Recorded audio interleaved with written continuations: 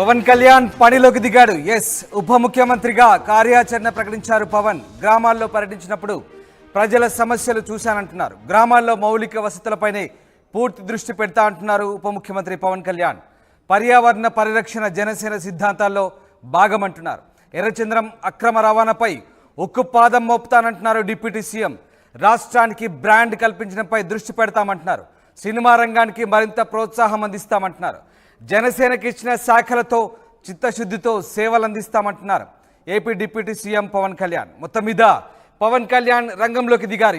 ఉప ముఖ్యమంత్రిగా పవన్ కళ్యాణ్ పూర్తి స్థాయిగా రాష్ట్రంపై దృష్టి పెట్టబోతున్నారు.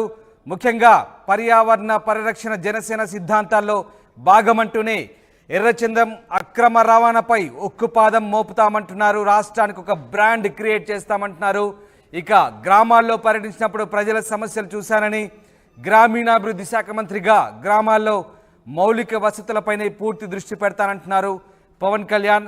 మొత్తం మీద పవన్ కళ్యాణ్ పూర్తి స్థాయి ఛార్జ్ తీసుకోబోతున్నారు. ఇక సినిమా రంగానికి కూడా మరింత ప్రోత్సాహం అందిస్తామంటున్నారు. ఎందుకంటే జనసేనకి ఇచ్చిన శాఖల్లో కూడా సినిమాటోగ్రఫీ ఒకటి. జనసేనకి ఇచ్చిన శాఖలతో చిత్తశుద్ధితో పూర్తి స్థాయి సేవలు అందిస్తామంటున్నారు AP deputy CM Pawan Kalyan. మా కొలీగ్ రాజేష్ లైవ్లో జాయిన్ అవుతున్నారు. రాజేష్, పవన్ కళ్యాణ్ ఇక డిప్యూటీ సీఎంగా పూర్తి స్థాయి ఛార్జ్ తీసుకున్నట్లేనా? ఇక పవన్ కళ్యాణ్ పూర్తి స్థాయిలో రంగంలోకి దిగినట్టేనా?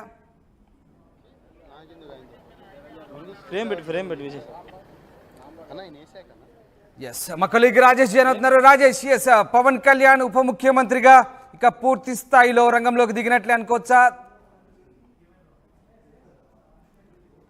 ఖచ్చితంగా ఆయనకి కేటాయించిన శాఖల మీద చాలా సంతృప్తి వ్యక్తం చేశారు పవన్ కళ్యాణ్. తనకి ఆ శాఖలకు ఉన్నటువంటి అనుబంధం గురించి కూడా వివరిస్తూ ఒక ప్రకటన కూడా విడుదల చేశారు. ముఖ్యంగా పంచాయతీరాజ్, గ్రామీణాభివృద్ధి, గ్రామీణ నీటిపారుదల, అదేవిధంగా అటవీ, పర్యావరణ, సైన్స్ అండ్ టెక్నాలజీ సంబంధించినటువంటి అంశాల మీద ఆయనకున్నటువంటి అనుబంధాన్ని వివరిస్తూ ఒక ప్రకటన కూడా విడుదల చేశారు. ప్రధానంగా పంచాయతీరాజ్ వ్యవస్థకు సంబంధించి, గ్రామీణాభివృద్ధికి సంబంధించి చూస్తే కనుక గ్రామీణాభివృద్ధి అంటే గతంలో తాను అనేక ప్రాంతాల్లో పర్యటించారు. 2008 నుంచి నేను రాజకీయాలు ఉన్నప్పటి నుంచి ఉమ్మడి రాష్ట్రంలో అనేక ప్రాంతాల్లో పర్యటించాను.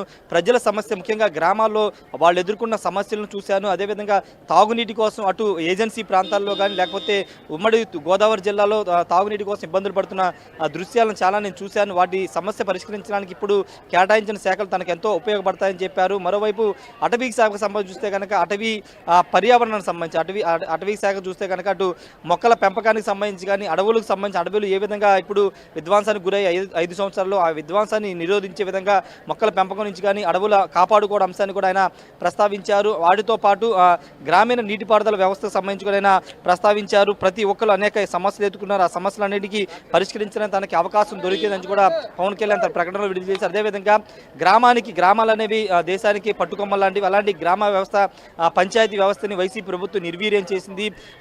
తాను సర్పంచుల సమావేశం పెట్టినప్పుడు పార్టీలకు అతీతంగా అనేక మంది సర్పంచులు వచ్చారు. వాళ్ళు పదురుతున్న ఇబ్బందులు కూడా తన దృష్టికి తీసుకొచ్చారు. కాబట్టి ఆ వ్యవస్థని పటిష్టపరిచే బాధ్యత తీసుకుంటానని కూడా పవన్ కళ్యాణ్ చెప్పారు.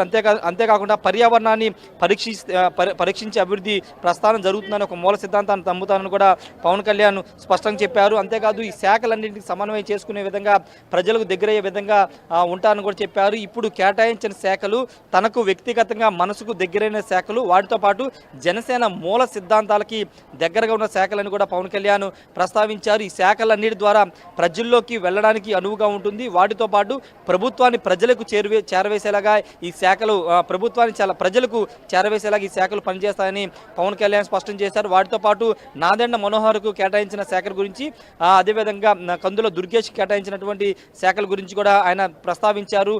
పౌర సరఫరాల శాఖ అంటే ఖచ్చితంగా రైతులకు సంబంధించిన పండిన పంటలను కానీ, లేకపోతే